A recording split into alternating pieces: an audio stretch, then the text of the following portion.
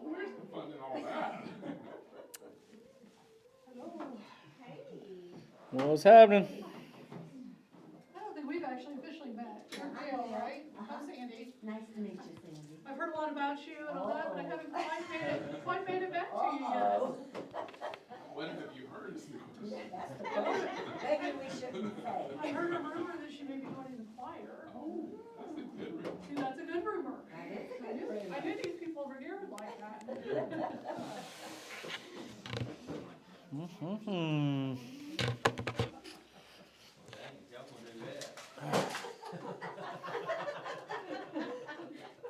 I believe y'all need to be doing that. Was out of that. If y'all are going to do that, it needs to be up here. Up here. I need my tag alongs this year, so I'm going to steal one. Thank you. Uh-huh. You opened them up and. Thank you. I'm trying to The be calories good. are waiting to jump out. That's right. I hear if it's I- broken, all the calories fall out. Well, I don't think calories count on Valentine's Day. Anyway. Should I have my class? No, you don't, yes, I mean, yeah, but I came to harass him, actually. Oh, sweet, well, come on in. Okay, cool. Here I am. Yeah. Where you wanna go? No, We can pull up a chair. my car's still running. You just literally wanted to. Done. Well, For a second. how's everybody doing? Good. We're up and running. Y'all have all been recorded for the last 5 minutes. I bet So- they've enjoyed that. Yeah. For those of you who are watching online, I hope you enjoyed it. I just wanted y'all to see what it was like around here before y'all came on. No, No, I'm not kidding. No, but we don't have microphones. you know, I have to stay. Let me go get my. Oh no, but this microphone picks up everything and everybody. So, yeah. It's okay. Y'all didn't say anything too embarrassing, or else I'd have been like, wait. Okay, so tonight might be short. It might be really short, unless y'all have something to say. So you can. It won't be okay. If it's not short, it won't be my fault. Let's put it that way. Because we're gonna talk a little bit about church stuff. Okay, birthdays. Anybody know of any birthdays? Like, y'all can give shout out to anybody that you might know that has a birthday. My neighbor, Mimi, Okay. has one. Minnie? Oh, Mimi. Mimi. Okay, Mimi has a birthday. All right, good. She's know- the mother of twins. So. 4-year-olds. All right. Any others? Okay, so let me just tell you, it's a slow birthday day today. Now, I say slow because you probably won't know a lot of these people. It's just a slow day. All right? But it's okay. So I've got a few birthdays. Let's see, I've got six. I've got 6 birthdays for you. The first one is the birthday in 1760. Happy birthday to Richard Allen. Kudos to anybody who might know who that is. Richard Allen was the first African American who was ordained by the Methodist Episcopal Church. So if you've ever ridden down the road and you see a CME church, anyway, this is the first guy who was ordained into that church, first African American born that was ordained into that church. He was born in Philadelphia. He died in 1831. Also, in the African American community, it was on this date, 1817 or 1818, depending on who you ask, that Frederick Douglass was born. Of course, he was an abolitionist and he was an escaped slave and fought for the freedom of slaves. But he was born on this date in Talbot County, Maryland. Died in 1895. Okay, 1819. Happy birthday to Christopher Latham Sholes. Anybody got any idea who that is? Have y'all ever been a secretary before? If you've ever been a secretary, then you need to give kudos to Christopher Latham Sholes. He was the inventor of the typewriter. So he was born in Mooresburg, Pennsylvania, died in 1890. Another inventor, 1838, she's called the female Thomas Edison, and her name is Margaret E. Knight. And I just thought it was interesting because she invented the flat bottom paper bag. So anyway, you have to learn something? Yeah, it is. Especially if you've ever been grocery shopping. Yeah, it is. That's the way we used to do it, and now they're kind of getting back to that because the plastic things that they were doing for the environment is killing the environment. So we're going back to paper, but whatever. For those of you who like news shows, on this date in 1921, happy birthday to Hugh Downs. If y'all remember him. Did 2020. He was born in Akron, Ohio. He died just a few years ago in 2020. And then in 1948, happy birthday to Teller of Penn and Teller. Y'all, I told you it was a slow day. Illusionist, comedian, whatever. Anyway, he was also born in Philadelphia. A couple of deaths on this date. Can you guess one death on this date? You should. Valentine's Day guy. Yeah. You ever wonder why we have Valentine's Day on today? Because St. Valentine's died on this day. He died on this date in the year 270. Some people say it was 269. Some people say 273. But we're going to go with 270. St. Valentine's died on this day. Also, 1891, William Sherman died on this date. March to the sea. So all good Georgians are like, well, good for him. But anyway, he was 71 when he died. And then more evidence of a slow news day. On this date in 2003, Dolly the sheep died. Y'all know who Dolly the sheep was? Dolly the sheep was the first mammal that was cloned. And so died of progressive lung disease. So she was 6. But anyway. Okay, a few things that I thought were interesting on this date.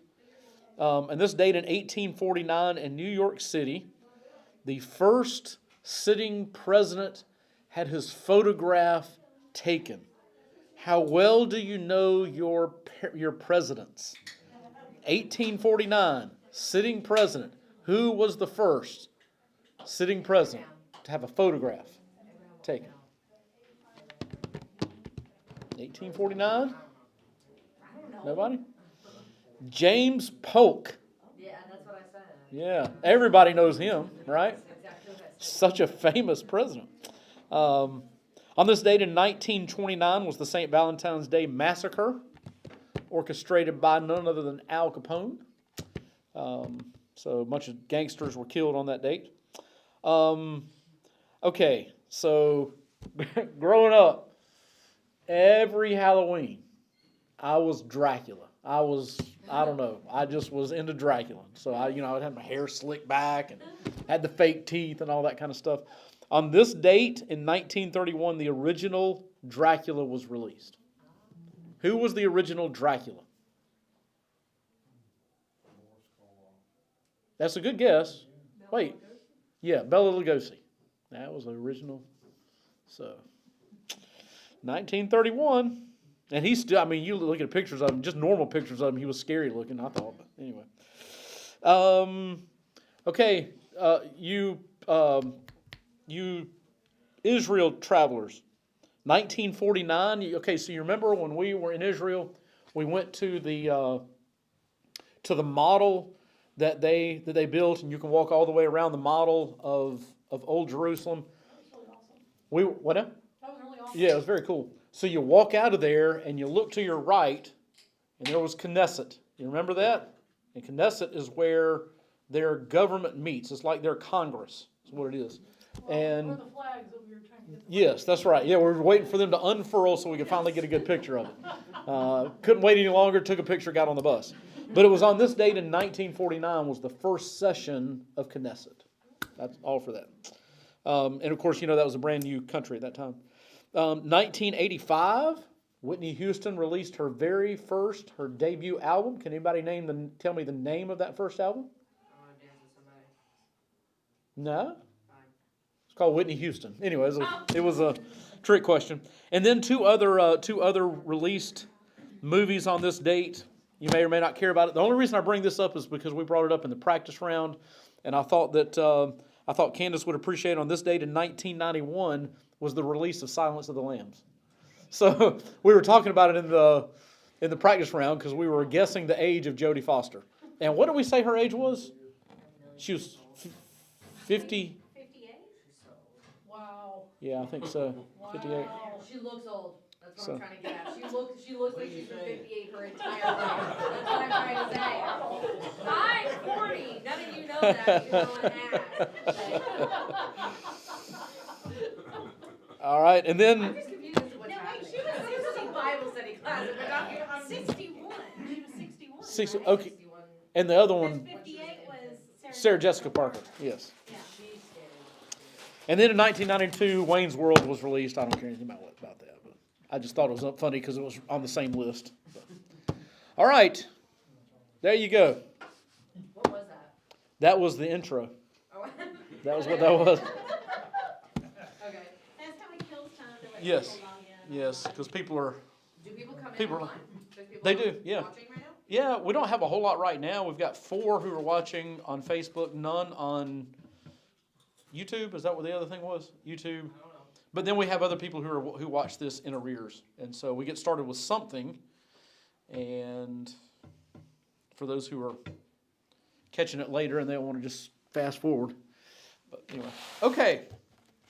So I just want to talk to you for a second. Again, this won't last long. My part won't last long. If you've got questions, you're welcome to ask them. But today is a significant date on not the Southern Baptist calendar, probably not, and maybe not on your calendar, and that's okay. You're not sinning against God if this is not a big day to you, okay? But it's a big day for a lot of Christians around the world. It is Ash Wednesday. And so you may have seen, I don't know, if you're out on the town and you go to the grocery store, took your honey out to eat or whatever for Valentine's Day, to celebrate the St. Valentine's Day massacre or whatever it was you did. You may have seen somebody with a cross on their forehead. You know, don't go wipe it off for them. Okay, that might be offensive. It's Ash Wednesday, and it is a date of significance for people all around the world. And it is what we call the beginning of Lent. Is there anybody in here, and again, it doesn't make you super spiritual if you do, it doesn't make you pagan if you don't. It's just a curiosity thing, because I really wasn't. How many of y'all celebrate Lent or observe Lent? I don't know if celebration is really the word. Anybody observe Lent? I'm going to try. Okay. We have here before. Here, as in at Emmanuel. Oh, okay. All right, as a whole church body. Okay. All right, how did that go? What did y'all do? If I remember correctly, Jenny Britt led that. Uh-huh. Remember, am I right about that, Glenn? She was an instrumental part of it, yes, sure. And of course, it's these individuals on the thing, but the awareness of it was brought to a lot of people's attention. Okay. A lot of times for the first time, probably. Okay. So Lent is something, and yeah, Lent, Ash Wednesday, it is celebrated really it's across denominational lines. There are some who relegate it to Roman Catholics. In other words, you start talking about it and people are like, well, we're not Catholic or whatever. I remember when I first started doing Maundy, Thursday services at my last church, people were like, isn't that Catholic? Well, it really does cross denominational lines to where Catholics do it, Lutherans, it has spilled over into Reformed, Baptist, Methodist, all across the board. And so, but not, there are many, many churches and many, many Christians in those faith traditions that do not observe those things. Again, that's okay. It's nothing in the Bible that says you have to. So I just wanted to kind of, I guess, maybe just talk a little bit about that to kind of give you some insight on what it is, and maybe for those of you who were here when this church did it on a broader scale, y'all might know a lot of this information already. But the thing about it is it's basically it is a 40-day observance. And 40-day, I use that term loosely because the dates of when Lent is observed it really varies not widely, but it varies among who you talk to and what faith tradition you're dealing with. Because it's supposed to be a 40-day deal. And I remember this has been it has plagued me because I have a math kind of mind. Things have to add up just right. And it's supposed to be an observance that mirrors the 40 days of fasting that Jesus did before his ministry began. And so when you think about how this goes down, it starts today. Today is Ash Wednesday, and it goes through depending on who you talk to. It goes through Maundy Thursday, or it could be Good Friday, or it could be Holy Saturday. It could be any of those. And so if you do the math on that, let's just go to Maundy Thursday. You go to Maundy Thursday, and that is 6 weeks out. That's 42 days. And then one extra day is 43 days. Well, that doesn't make a whole lot of sense. Or it could be 44 days or 45 days. Where do you get the 40 days? You know? Like, man, that really is confusing. But they say that it aligns with those 40 days. It doesn't align. 42, 43, 44, none of those are 40. Where does that come from? It's all according to the calendar, probably, right? Well, but it's the same it's the same every year. Like, I know that Easter changes, but Ash Wednesday changes with it. So that as Easter moves up, so it's always the same time frame. And I finally figured it out today. Again, different people are going to do it on different timelines. Like the Eastern Orthodox Church, they don't start until Monday, and they don't even start on a Wednesday. They, again, in Mass, different churches will do it different ways, but their Easter is also a week later than our Easter is. And so, again, just calendars are just different. So you start on Wednesday. If you count it to Holy Saturday, that's 45 days away. However, it begins on today, and so you can't not count today. That would be 46 days. And many traditions going back centuries of people who have celebrated Lent or observed Lent, they say that you don't have to observe it on Sunday. And there are 6 Sundays. So 46 minus 6 is 40. So you're doing it for 40 days. Now, there are some people who, again, depending on what tradition you're following and who you're following, there are some that don't like to take the break. They want to do the consecutive thing, consecutively for 40 days. A-okay, fine, however you want to do it. It does have its roots in Scripture, and it's more than just Jesus, because Jesus was actually following an example of a couple of Old Testament not patriarchs, Old Testament well-known figures. Can anybody tell me who else spent 40 days fasting in the Old Testament? Anybody know? One, there's 2 in particular. One was Moses. And Moses was fasting. He went up into the mountains to fast, and he fasted for 40 days prior to receiving the 10 Commandments. That's not a small thing, okay? And the other thing would sound small to us, but when you put it in the company of Moses and Jesus, it obviously must not have been a small thing. But Elijah was another who went to, and he fasted and prayed for 40 days before he was given the message that God wanted him to preach to his people. So, before these guys were commissioned to do something that altered the course of God's people and that really altered the course of all of history, they went away to pray for 40 days and 40 nights. And they fasted in doing so. So it is in that tradition. So the early church fathers, the early church historians as well, they recorded that this was something that was done in the early church. It goes back that far. We don't have a record of Ash Wednesday, to my knowledge, which is limited, till about the 11th century. That would be the thousands A.D.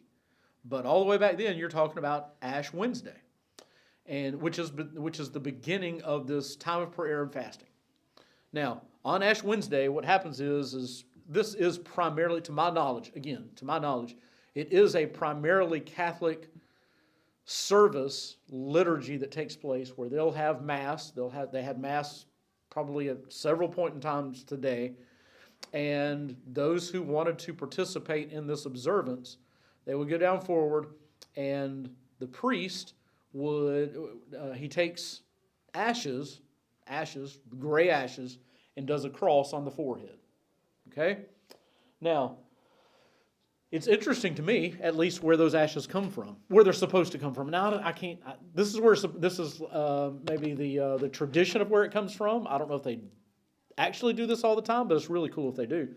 What they do is that they take, when they celebrate with palm branches on Palm Sunday in a particular year, and they have the palm branch service that commemorates Jesus coming into Jerusalem and all the palm branches that were laid down. So they'll have some kind of a service that will memorialize that, and they'll take those same palm branches and they'll set them aside until the next year. And the next year they burn those palm branches, and those are the ashes that provides the ashes that they use to put the cross on the forehead the following year. Kind of cool. And so that kicks off this time of prayer and fasting where it is a preparation for Easter. Now, here's something that is really cool that I really haven't put in that perspective until getting ready to give you this thing that you didn't ask for. and that is, how do you get ready for Easter? We do a lot of stuff to get ready for Christmas. Like a lot of stuff. I mean, nowadays, if you wait till Thanksgiving, you're way behind schedule, You got to at least be listening to Christmas music, right? I mean, come Halloween's over with, crank up the Christmas music, right? That's what we do. And so we start to get that's what happens at our house. And then, even then, you start putting away, your spider webs and all that kind of stuff, and your brooms and your witches' hats or whatever y'all put out, whatever you do. And you start bringing out Christmas stuff little by little by little, like way before Thanksgiving ever gets here. We spend a lot of time getting ready for Christmas. And our minds are starting to gear toward it. And we're starting to, listen, by that time you've already seen tons of commercials and you probably already started buying stuff. We got plans on the calendar. What do we do for Easter? Like, tell me where it is that we're supposed to remember Christmas. Nowhere.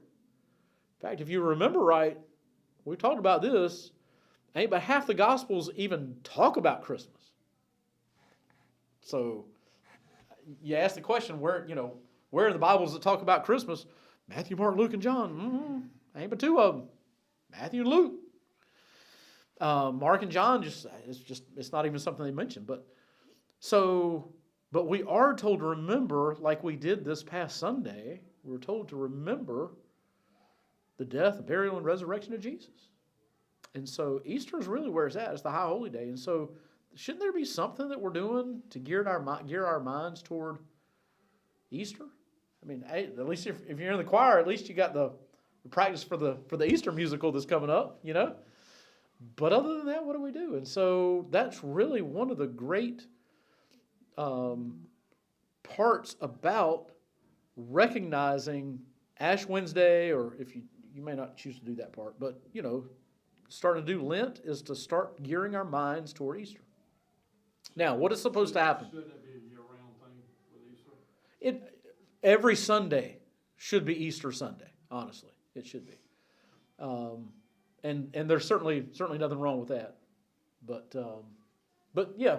So what happens? What happens during Lent? During these 40 days, and that is there are two things. And Jennifer and I were just talking about this yesterday. There are two things primarily that take place because here was a question. It was totally legit. It was a great question. She said, "Okay, so I know we talk about giving up stuff for Easter, but would it be just as legitimate? That's not the word she used. I can't remember the word she used, but would it be just as legit to start doing something. Not just giving up something, but to start doing something.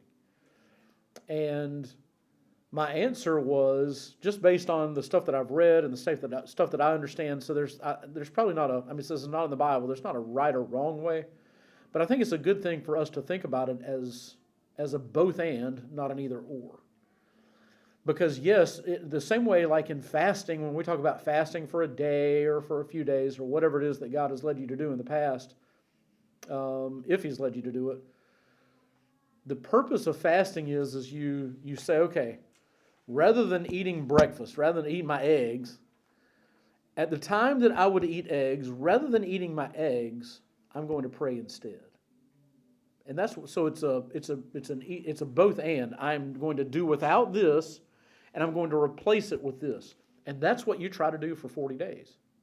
Now the question is, what is it healthy to fast for 40 days? Well, health experts would say it is, but it may not be in your situation. I don't know. But you also have to remember that we're not necessarily talking about food. Can be. A lot of times it is, and that's like one of the first places to turn to. And if you choose to do that, that's great. However you choose to do that. I would suggest, especially if you have, health issues or whatever, talk to your doctor about that kind of stuff. I don't want to be on the hook for that. That's something that y'all, that's between you and your doctor and God. But it may be a total absence of food for that period of time. I mean, that's what Jesus did. They say it's good for you.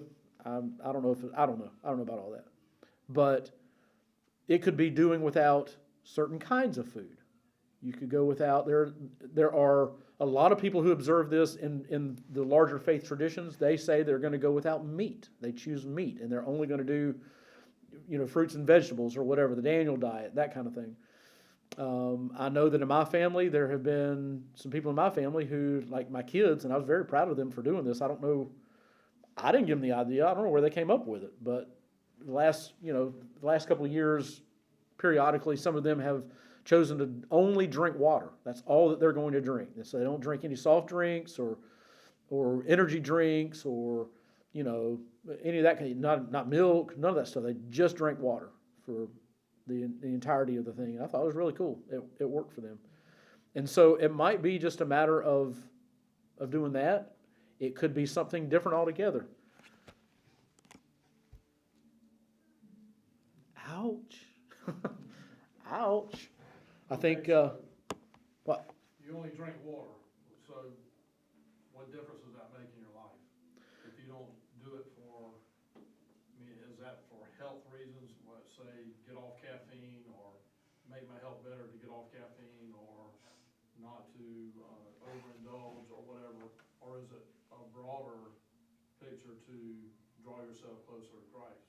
Yeah, so I think that, so if you're watching online, and again, I'm not sure what people online can hear and what they can't hear. So I'm just going to, the question he was asking was, is this just is it for the health benefits or is it something else? I think that we have to remember, that's a good question, because I think we have to remember that no matter what it is that we do, we can get lost in just like anything else, just like the Pharisees did, you can get lost in the law of what you're doing. I'm going to do without everything except for water. And if I do that, God's going to be happy. That's not the case. We have to remember that this whole thing is a spiritual exercise. And so I'm going to sacrifice something. I'm going to go without something that I enjoy or maybe even something that I feel like I need or whatever. And I am instead going to put all my energies from that toward something for God. Yeah, it could be a Bible study. It could be a more intensified time of prayer. It could be focusing on appreciation for God for giving me these luxuries that I don't have to have, but He's given them to me anyway. You find a way to turn it into something spiritual. And so yes, whatever decision, if you do, again, this is not a big commercial for it. Well, maybe it sort of is. But it's not a command of mine to do that. But if you choose to do it, I would encourage you to approach it from a spiritual aspect. So whatever it is I'm going to do, how am I going to turn this into something spiritual? That's the main thing. I didn't do it for Lent, but one before social media was a thing and all that, I did a Bible study that he asked for the Bible study to give up something. And I gave up reading because I love to read. And I will choose reading over Bible study or listening to scripture or reading scripture. So I gave up the reading to give myself the time to do the Bible stuff. Okay, all right. So he wanted us to fast from something and it didn't have to be food. And so I chose that. I was allowed to read magazine articles. I gave myself magazine articles. Because I'll get interested in a book and I'll just keep going. Right. And so I gave it up so that I would have that time to do that Bible study. All right. So again, for those of you who are watching online, she was just saying that she gave up reading other than Bible stuff in order to give her time to do her Bible study. And so, very cool. Very cool.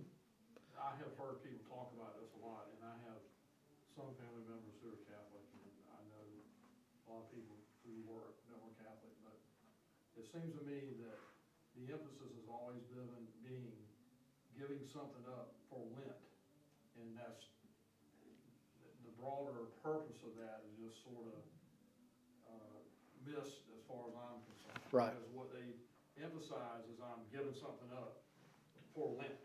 It's just for Lent, and it's not to replace what they're giving up with something else. Does that make sense? Yeah, You yeah. understand what I'm saying? So, I'm a skeptic because of that, I'll just say.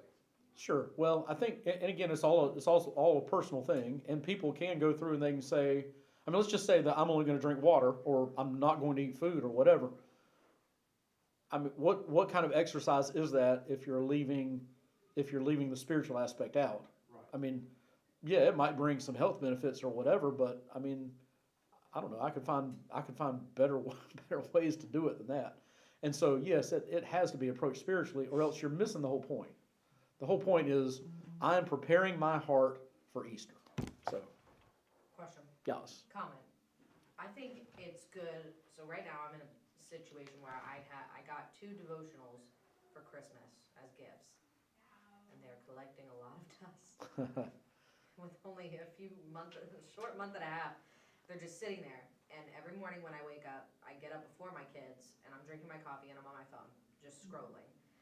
I want to use Lent to kind of pivot me to start opening my Bible or my devotionals instead of my phone. And I think it's good to do Lent if you're going to continue to go through with that even afterwards. I think Sure. it's good to help get you into a new mindset or frame of mind for doing something. But like you said, spiritual, if I just was like, oh, I think I'm going to cut out coffee, and then after 40 days, I'll be like, I can have my coffee again. And then that's it. There's nothing really spiritual to it. It's like a diet, a 40-day diet of yeah. something. It's not a long-term thing, and it is best, and I think, because I was thinking about that, I've thought about that several times, and been thinking about it again the last couple of days, that what is cool about this is it gives you a great opportunity to make a life-altering change, to where you, like what you said, isn't this something we should be doing always? Well, they say if you'll do something consistently for 30 days, it becomes a habit. Well, now we're talking a little bit longer than that. And so, yes, hopefully it's putting you in a new frame of mind and forming some new, better habits. Yeah. And like what you're talking about. I know somebody who, I mean, it's not impossible like we say it is, but most people would say it's impossible to live without my phone. Okay, well, it's not impossible because everybody in this room has done it before. Yeah. But in today's world, it is definitely more difficult. However, I will say that I do know someone who gave up, last year, they gave up Facebook. That's all they did was give up Facebook for the entire time. Well, that's not all that they did, but as far as the phone is concerned, they just gave up Facebook, and that it frees up a lot of time to do something else. Like I can, rather than going like this, I can go like this. It's just something different. And so, yeah.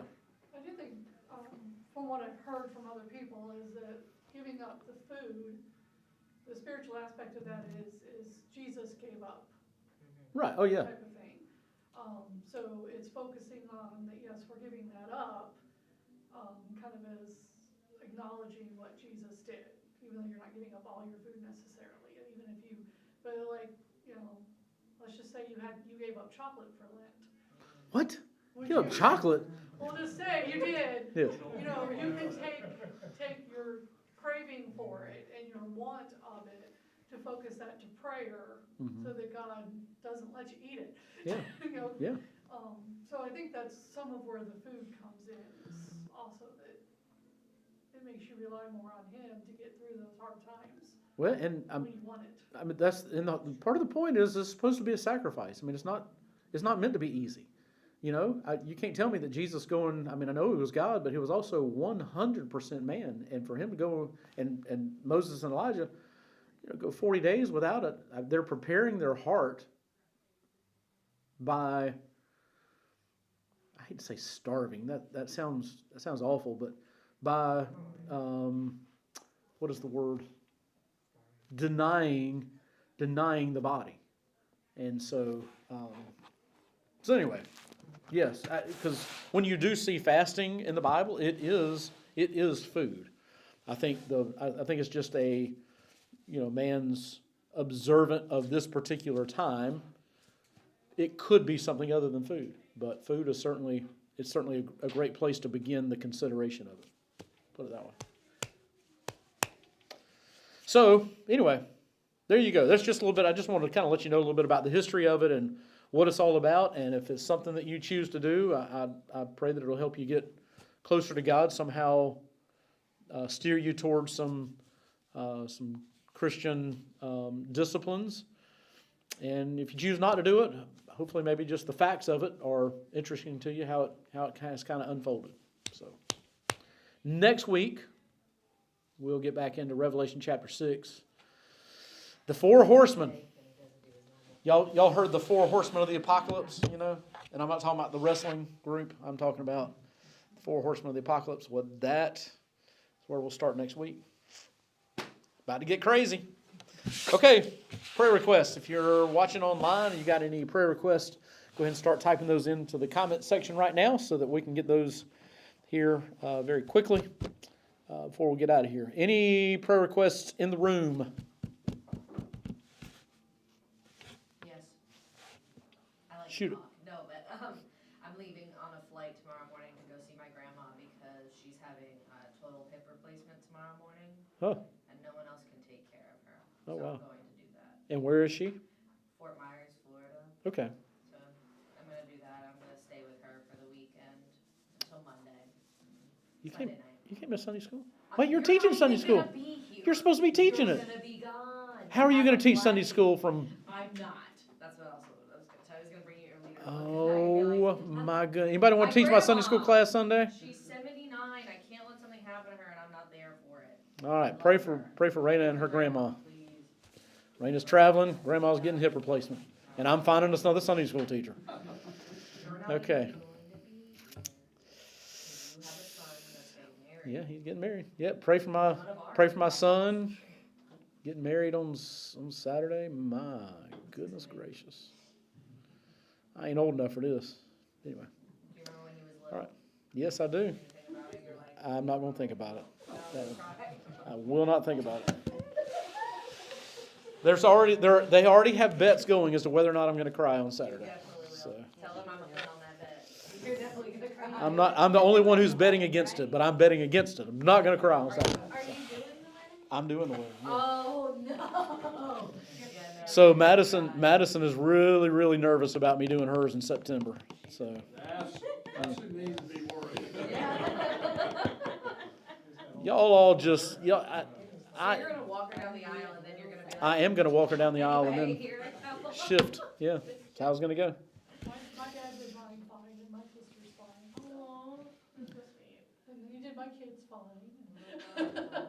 Okay. Let's see. Chantel put online for us. Carolyn Stallman is expecting a child due on March the 5th, and she has COVID. So, be in prayer for her. My brother-in-law Tim is having surgery tomorrow.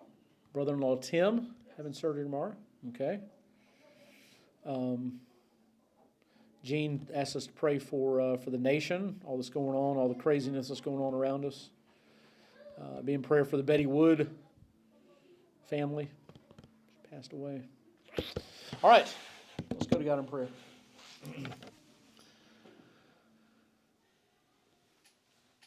God, we thank you for this time of year as we are looking ahead at Easter and the high holy day, as we think about the fact that you rose again. It's the greatest day in the history of mankind, and will stand as such as long as history is still a thing. And so, God, to help us to prepare our hearts, and maybe Lent's the way to do that. Maybe for a lot of folks, it kind of would help us get our minds right and start thinking about you and what you've done, and deepen our walk with you and get us closer to you. And for some, maybe it's not the right thing. Maybe it's something else. But whatever the case, may our minds be geared toward what you have done for us and the great victory that you secured for us over death and sin and hell and all that's wrapped up in all of that. We certainly owe you a great deal, and so the sacrifices we're talking about, ultimately, they really pale in comparison to the sacrifice that you gave for us. So whatever the case, just help us to give everything to you and to turn all things over to you and to put them under your lordship.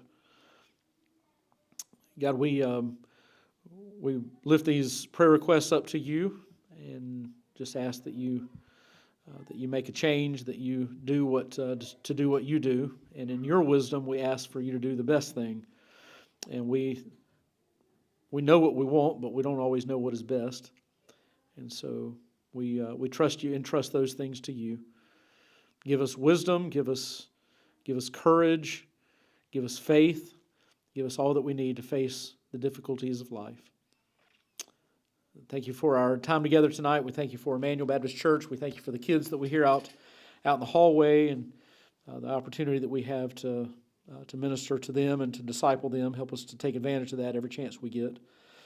We thank you for this day that, while it can be sentimental and can be mushy sometimes, it just help us to be thankful for love that you give to us. And sometimes that's a romantic love, and sometimes it's not. It's a brotherly or sisterly kind of love, or a parent kind of love. We thank you for the gift that love is, and we recognize you as the word says, that you are love, and so we know that it comes from you. Be with us as we go our separate ways tonight. Prepare us for whatever is coming our way the rest of this week, especially if it's a divine appointment where we are to represent you before somebody who needs to know you. Prepare our hearts for that and our minds, and then when we get back together again on Sunday, we just want to celebrate you and your goodness. In Jesus' name, amen. All right. Thank y'all for being here. We're still out by 7. By 7. Look at that. So anyway, we'll see y'all Sunday, if not sooner.